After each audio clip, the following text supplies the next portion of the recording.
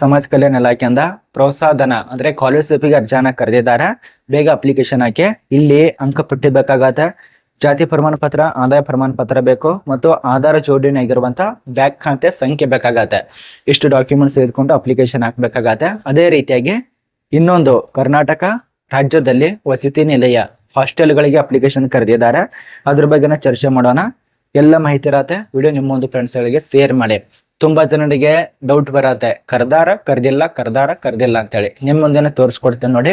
ಇಲ್ಲಿ ನೋಡಿ, ಕರ್ನಾಟಕದಲ್ಲಿ ಸಮಾಜ ಕಲ್ಯಾಣ ಇಲಾಖೆಯಿಂದ ಈ ಒಂದು ಮೆಟ್ರಿಕ್ ನಂತರದ ಪ್ರೋತ್ಸಾಹಧನಕ್ಕೆ ಅಪ್ಲಿಕೇಶನ್ ಸ್ಟಾರ್ಟ್ ಆಗಿದೆ. SC ವಿದ್ಯಾರ್ಥಿಗಳಿಗೆ 2026-27 ಸಾಲಿನ ಪ್ರಥಮ ಪ್ರಯತ್ನದಲ್ಲಿ ಉತ್ತೀರ್ಣರಾದಂತ ಅರ್ಹ ಪರಿಶಿಷ್ಟ ಜಾತಿ ಅಭ್ಯರ್ಥಿಗಳಿಗೆ ಸರ್ಕಾರದಿಂದನೇ ಪ್ರೋತ್ಸಾಹಧನಕ್ಕೆ ಅಪ್ಲಿಕೇಶನ್ ಕರೆದಿದ್ದಾರೆ.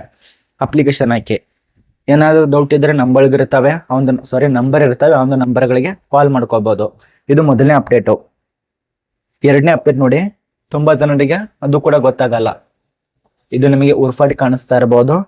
ನಾನು ಸೀದಾ ಮಾಡ್ತೇನೆ ನೋಡಿ.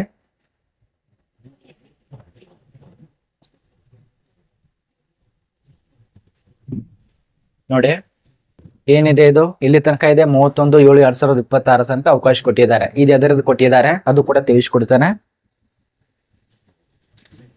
ನಿಮಗೆ ಪ್ರೂಫ್ ಸಮೇತನ ತೋರಿಸ್ತಾ ಇರೋದು.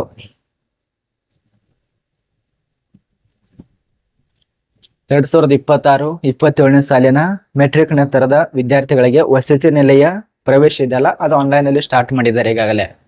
ನೀವು ಅಪ್ಲಿಕೇಶನ್ ಹಾಕಿ. ಅಂದ್ರೆ ಅಗತ್ಯ ಇರುವಂತ ಡಾಕ್ಯುಮೆಂಟ್ಸ್ ಏನ್ ಬೇಕಂದ್ರೆ, ಅಂದ್ರೆ ಈಗ ಸ್ಕಾಲರ್ಶಿಪ್ ಕರೆದಿದ್ದಾರೆ, ಅದಕ್ಕೂ ಕೂಡ ಅಪ್ಲೈ ಮಾಡಿ. ಅದು ಬೇಡ ಆಗಿತ್ತಂದ್ರೆ ವಸತಿ ನಿಲಯ ಬೇಕಾಗಿತ್ತಂದ್ರೆ SC ದವರಿಗೆ ನೀವು ಕೂಡ ಅಪ್ಲಿಕೇಶನ್ ಹಾಕಿ. ಮಿಸ್ ಅಂತೂ ಮಾಡ್ಕೋಬೇಡಿ. SSP ವಿದ್ಯಾರ್ಥಿ ಒಂದು ID ಬೇಕಾಗತ್ತೆ, ಅಂದ್ರೆ ಸ್ಟೂಡೆಂಟ್ ID. SSP ಪೋರ್ಟಲ್ದು ಸ್ಟೂಡೆಂಟ್ ID ಬೇಕು, ಆದಾಯ ಪ್ರಮಾಣ ಪತ್ರ ಬೇಕು.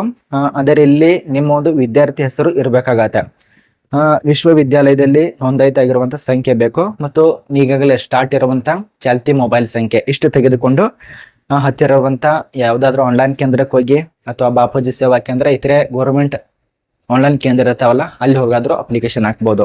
ಒಟ್ಟಾರೆ 2 ಅಪ್ಡೇಟ್ ಬಗ್ಗೆ ನಿಮಗೆ ಗೊತ್ತಾಗಿದೆ ಅಂತ ಅನ್ಕೋತೀವಿ. ಒಂದು, ಪ್ರೋತ್ಸಾಹಧನ, ವಿದ್ಯಾರ್ಥಿಗೆ ಸಿಗುವಂತ ಪ್ರೋತ್ಸಾಹಧನ ಸಮಾಜ ಕಲ್ಯಾಣ ಇಲಾಖೆಯಿಂದ ಸ್ಟಾರ್ಟ್ ಆಗಿದೆ.